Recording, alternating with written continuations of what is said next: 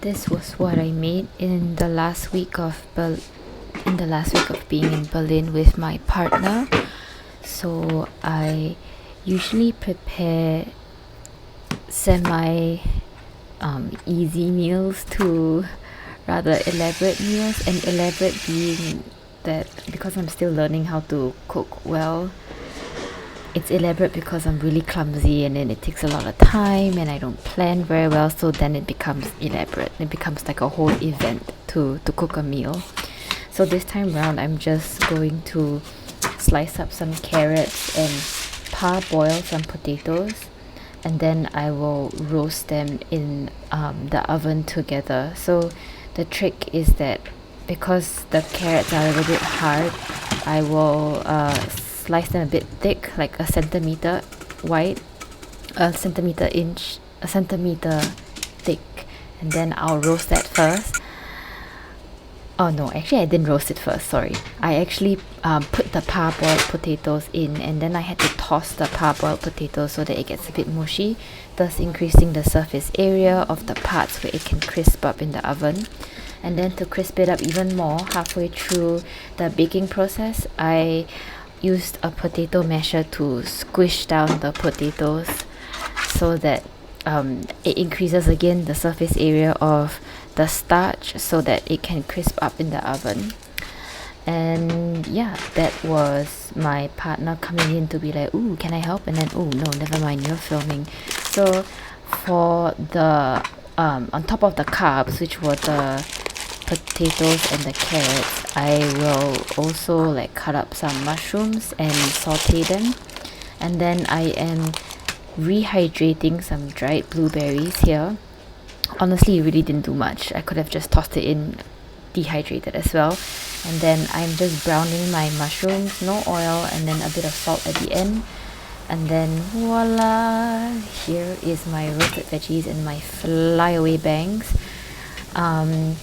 So it turned out really crispy. I think this was a method that I learned from Jamie Oliver, if I'm not wrong. But I also burnt the carrots along the way, but that's fine. That's totally fine. Then I top it off with some mushrooms and the quote-unquote rehydrated dried blueberries, and then I put some chives on top, and then this is some smoked paprika. It just gives it a little extra hit of something. So How do you want it this way or that way? Any way you want. Anyway, huh? Okay, I have more important things to focus on. okay, it's good, right? Oh no, it's okay. I just scratched my nail. You didn't cut yourself though. No, yeah, all good.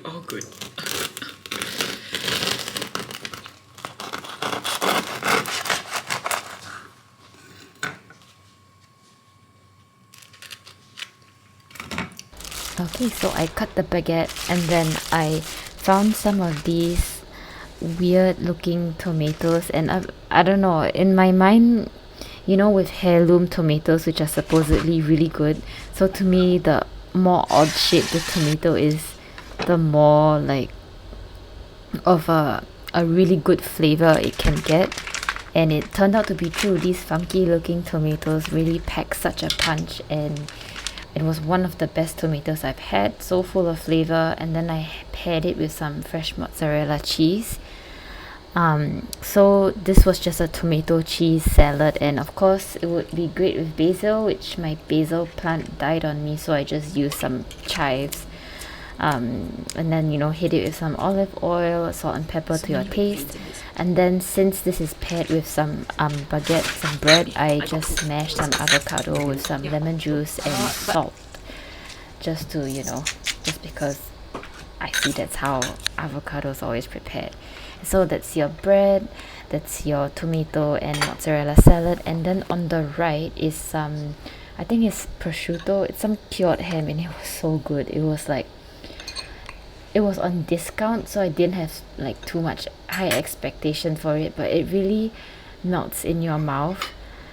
I think apparently there's something to do with the type of food that they feed the pigs, and then when they cure the ham, the meat of the pig, it's super tender and melts in your mouth. So I don't know what they do, but then the next day came around and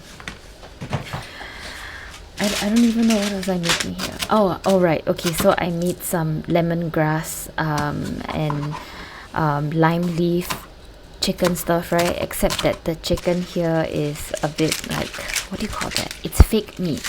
It's fake meat. So it's a vegan alternative, I guess. And then I also had a stir fry bak choy on the side.